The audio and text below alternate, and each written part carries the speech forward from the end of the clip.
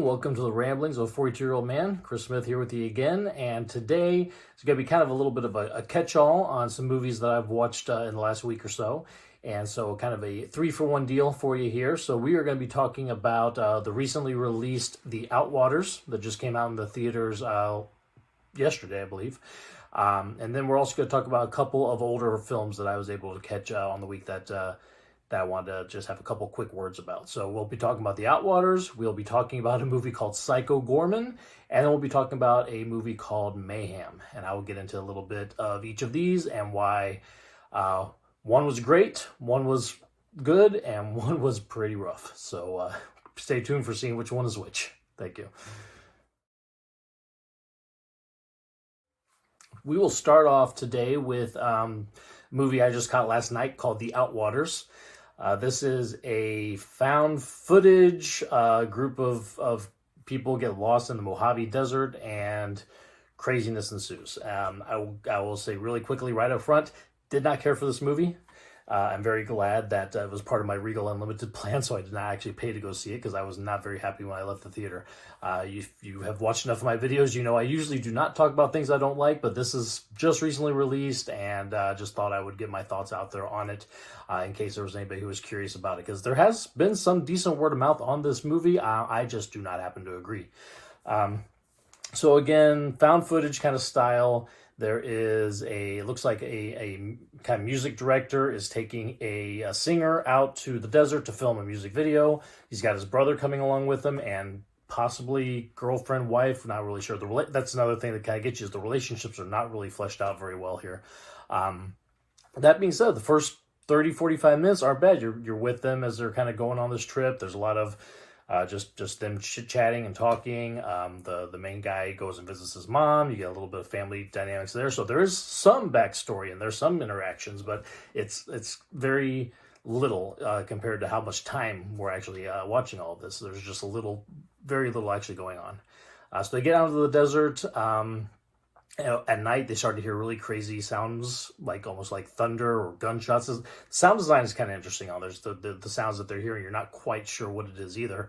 And then by like their second night out there, they are starting to, I guess, descent into madness is what it's supposed to be. But I tell you, the found footage aesthetic did not work too well for this, because the whole time it is dark. They're supposedly looking around with this little tiny like circle of light from a flashlight most of the times, and you can't see anything. So even when you're trying to figure out what the heck is going on, you can't see it. So it's not my thing, not my cup of tea. And I love found footage movies. When they're done right, they can be amazing. This, in my opinion, was not done right. So I left the theater very, very underwhelmed on that one. So that is The Outwaters. It's a limited release in theaters. It might just be for this weekend, I think. And then it's going to be on streaming on Screambox, which is kind of like a horror streaming service similar to Shudder. That's kind of starting to get going recently, but can't recommend this one. Even to my horror fans out there who might be watching, it is not great. The critical reception to this was a little high. It was somewhere in the 70s, I think now, but audience scores like right around 50%, which kind of makes sense. This is going to be either you're kind of interested in the artistic choices, or you are just bored out of your mind and can't see what's going on like I was. So again, The Outwaters, and that's the one that I was able to watch last night. We'll get into our other two movies here in just a moment. Movie number 2 that I'm going to talk about today is a 2020 film called Psycho Goreman. This one is interesting. I'm not quite sure exactly where to land on this one. This is, if you cross the kid adventures of like the Goonies with really heavy special effects gore feature horror movies, put that together and that's the combination you got here. So a brother and sister, younger kids, are digging around in their backyard and they uncover this shining pink gem, which the girl takes, and after she takes, this monster appears. It's a guy in a suit, but the special effects are really well done. She nicknames this guy Psycho Goreman, and he wants to destroy the world. He wants to destroy everything. I think galaxy. I think he's an alien, actually. But as long as she has this gem, he can only really do what she says. Anytime she tries to do something, she's like, no, do this instead. And he has to pretty much do whatever it is that she's asking. And that's where some of the fun stuff kind of comes into it. But the special effects are great. It's very fun. I'm not quite sure who to recommend this to, because it's almost like if you took the Goonies and mixed it in with a, hardcore special effects bloody horror film that if there's people my age who are nostalgic for those kind of kid adventures of the 80s and still love their gory horror movies, there's more people kind of like me, you would enjoy this one. I enjoyed this one. This is directed by Steve Gostansky, and he has done a couple things on like ABCs of Death and stuff like that. Some of the short horror movies that have come out recently, and pretty good direction style. The definitely the acting is over the top. I think it's meant to be. It almost feels, some of the creature effects that you'll see, like some of the baddies that show up, remind me of the 90s Mighty Morphin Power Rangers enemies that would show up on that. So again, there's a nostalgia button that it hits. And so for those of us my age who like horror movies but are nostalgic for some of these like childhood adventure movies or cartoons or TV shows from our youth, would probably get a kick out of this one. That being said, that is not a majority of people out there, so take that as you will for a recommendation. I enjoyed it. I cannot guarantee that you will. And that is Psycho Goreman, that was released in 2020. All right, the last movie we are going to talk about today is from 2017. It is called Mayhem, and this is directed by Joe Lynch, who has worked on things like The Wrong Turn 2, part of the Wrong Turn series, Everly, which was kind of an action-y movie with Salma Hayek in it, and he's done some short features and stuff as well.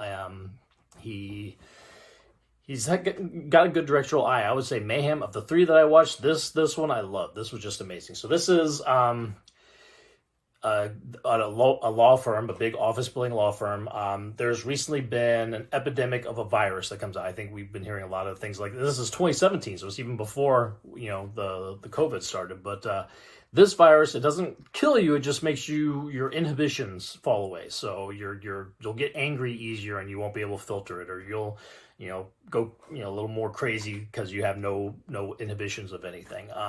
But then after a certain amount of time, it passes and you get over it. So it's not like a earth-killing virus, but it's definitely a crazy virus. And so in this law firm, it breaks out. There's it's in the ventilation system or something. They quarantine the building. They say we have to quarantine the building for 8 hours.